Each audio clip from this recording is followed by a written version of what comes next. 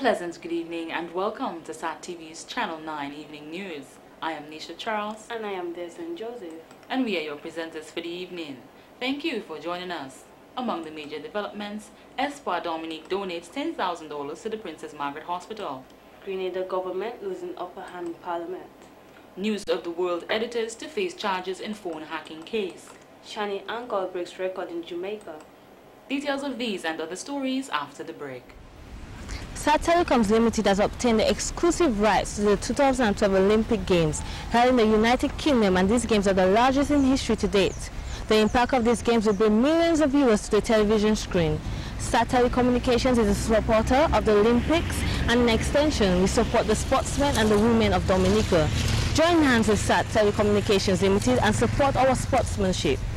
Gold sponsorships at $20,000, silver at $10,000, and bronze at $5,000.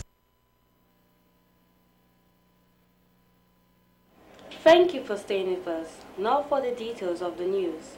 Significant strides are being made locally and regionally to further develop, promote, and organize the health and wellness industry in Dominica.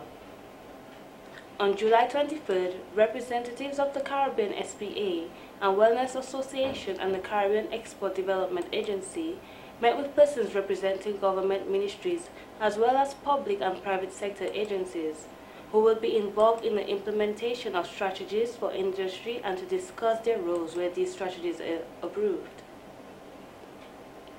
The Dominica Coalition of Service Industries, the National Export Council Secretariat, and CISWA hosted a consultation on July 24th at the Fortune Hotel to present strategies for the development of the industry, among other things. Steve Andrews, chairman of CISWA, says the health and wellness sector is one of the fastest growing industries in the region, and is here to support Dominica in the study and give some insight into the regional strategy.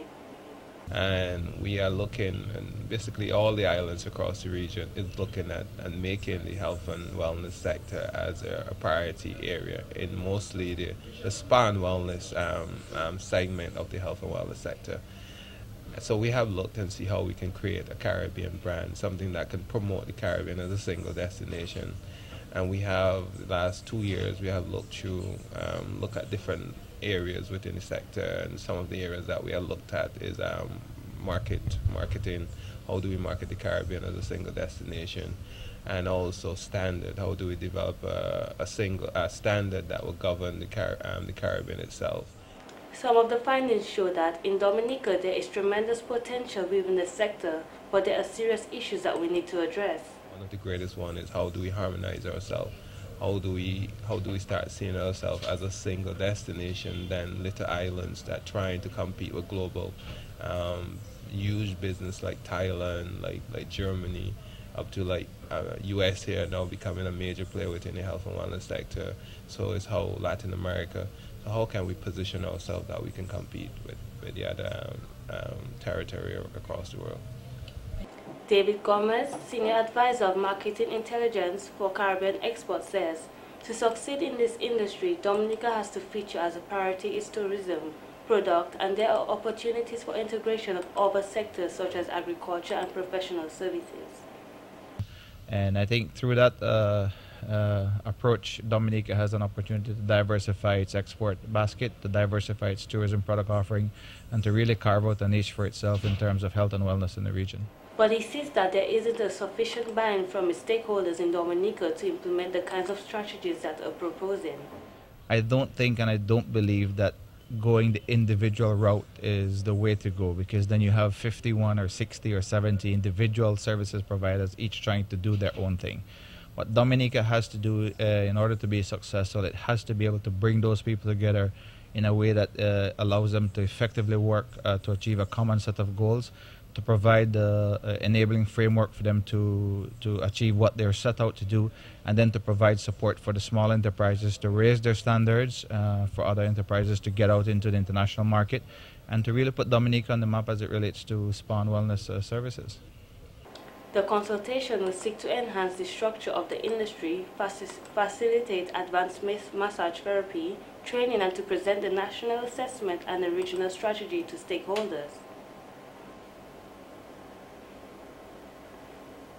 An invitation has been sent to unemployed young persons and to the wider public to get involved in the lucrative business of beekeeping. These came from the president of the Dominica Beekeepers Cooperative, Mr. Lennox Fagan, who also said that this is a perfect business for young people to get involved in order to provide employment for themselves when opportunities are scarce. If we move out from the subsistence mode of doing things, like in our country, we like to do things small, you know, but if we do it on a big scale, like I went to Martinique 2 years ago, and every beekeeper in Martinique has over 100 hives. Now, in addition to the honey, we have other products. If we can think so, get out of this little subsistence thing and start to look at it as an investment, make it a business. Mr. Fagan made the statement whilst he was facilitating a class of 20 young men and women on how to start off a business in beekeeping in collaboration with the Ministry of Agriculture. This was made possible from a grant of $65,000 made available to the Dominica Beekeepers Cooperative Society from the Canadian Fund for Local Initiatives. The Inter-American Institute for Cooperation on Agriculture was able to secure this funding through the CFLI to re-establish hives and other equipment lost during the Mathieu Dam disaster in 2008. Mr. Fagan says that some of this grant money was used to purchase protective gear and extraction equipment and materials for hive construction, which they will lease to the young persons involved in the beekeeping program. A lot of times we look at wanting people to always do things for us. I think we have to change that mindset, because there's a lot of things we can do for ourselves to help generate an income for ourselves and our family by extension. And beekeeping is one of the areas that can be done, because there's room for a lot of beekeepers. You know, you get the training, there's a lot of institutions, I wouldn't call names, but there's a lot of financial institutions that you can get the funding from. Technical specialist of the IICA, Mr. Kent Kopel, says they have been conducting a number of trainings to target new persons into the honey industry, as there is room for a lot more persons.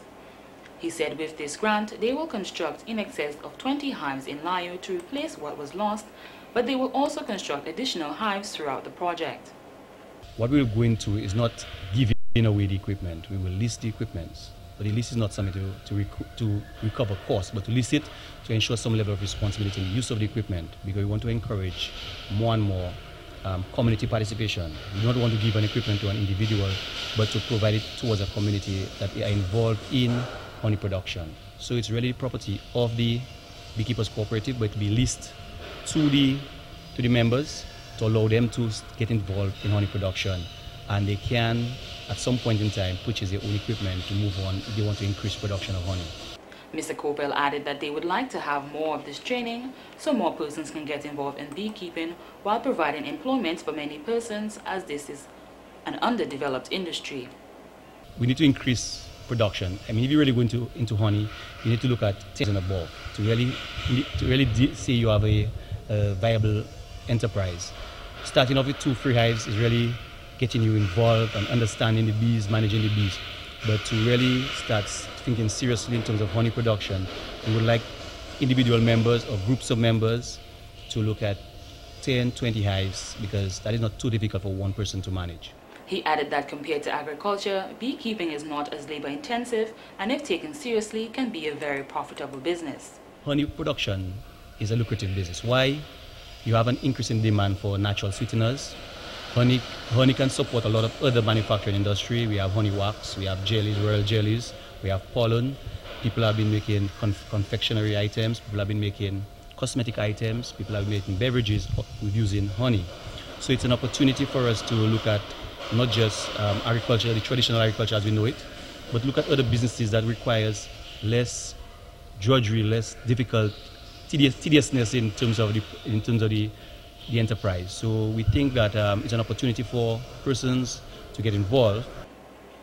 He went on to say that the program is gender neutral, so both men and women are welcome to take part of this opportunity, as they would like the current participants to learn to construct beehives and learn all the necessary steps to beekeeping.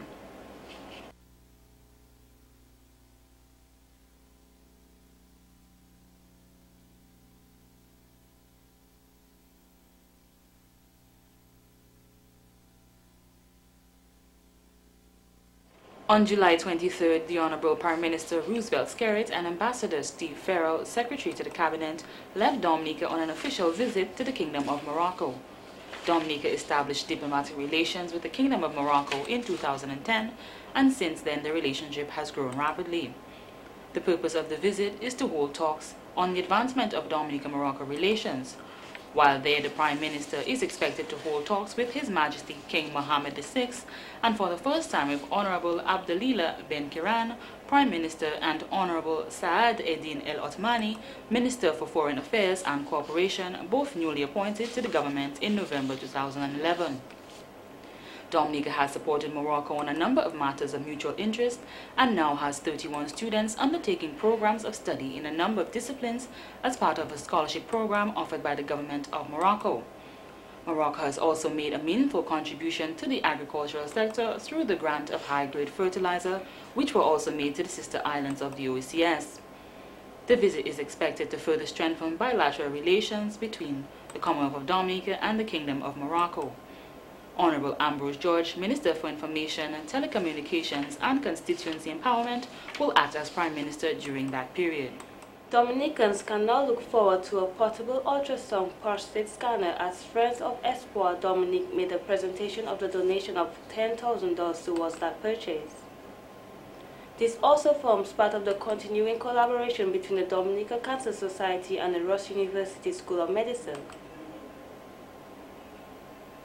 Professor at the Ross University, Dr. Kamel Nendu Malkela, says the aim of this is to try and detect cancer as soon as possible. This is a wonderful occasion for me to meet you and people, those of Dominican particularly, to be able to give them a wonderful news. Cancer prostate has become one of the biggest killer now all over the world, including Dominica. Particularly Dominican people, the type of cancer prostate they get is much worse than what you see in the white population. So the whole idea of what we are trying to achieve here in Dominica to catch them early, to detect the cancer prostate early enough so that you can treat them or prevent it even. So with the help of Ross University, Cancer Society, Oncology Society, and Dominica Cancer Society, together we have launched a program to do a countrywide, nationwide cancer prostate screening program. Dr. Makala explains why it is important to detect cancer very early. Our objective is to detect the cancer as early as possible so that you can cure them. When you can detect early, the treatment becomes easier, simpler, they live longer, and the stress on the health dollar is even much lesser. And we do not lose much that time of their working time. These people, in old days, say maybe 20 years ago, cancer prostate was a disease of 60 plus people, or 70 plus. Now we're seeing 50 plus. So these are people still in their working life. So we don't want to lose their working life just become sick. So the whole idea of detecting early has got multiple advantages. President of the Cancer Society, Ms. Vina Roya, says she is very thankful for the donation. Ms. Roya believes that Dominicans will benefit and lives can be prolonged. She mentioned that over 200 men have gotten their prostate checked so far, and she's encouraging others to do the same. I want to say how grateful we are, the Cancer Society, to Ross University and the Oncology Society, Espoir Dominique. You know, when they say Espoir Dominique, you look forward to seeing Dominicans on board. But it is so good to see you taking on this challenge and doing so well at it. I want to say that you are encouraging us. It's very encouraging for us to have gotten this contribution from you. We want to say just blessings upon your association, your group, and on Dr. Malaka and the rest of the team who are working along with us. In fact, they are making our work real, authentic. They are making us feel that we are making the contribution we want to make to Dominicans.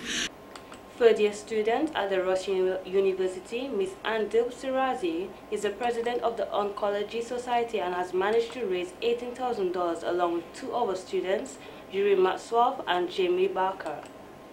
Hey everyone, my name is Anne. I'm a third-year student at Ross right now, and I was the president for Ross Oncology Society last semester.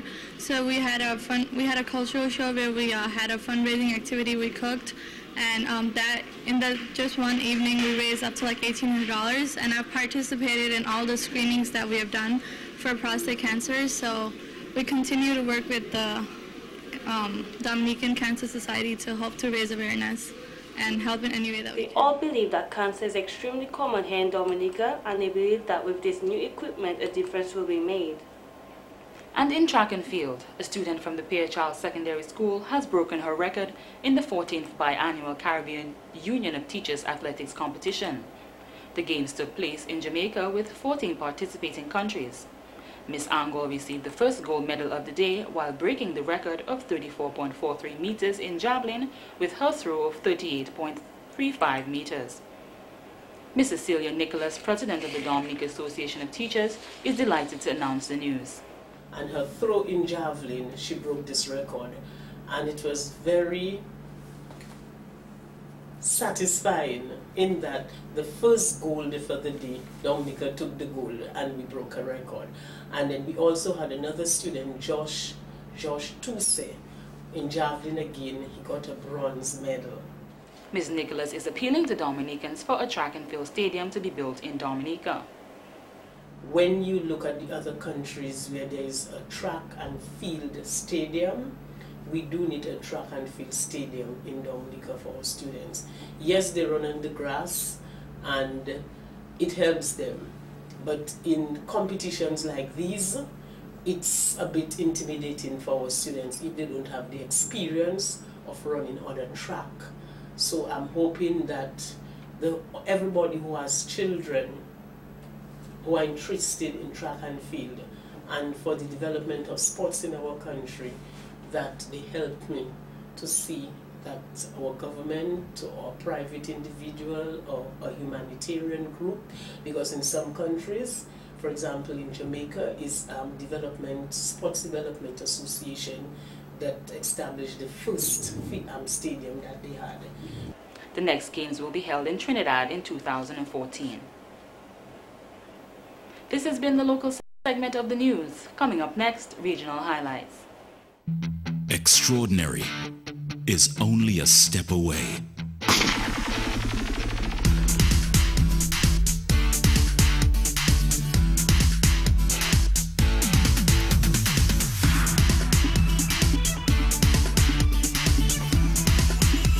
One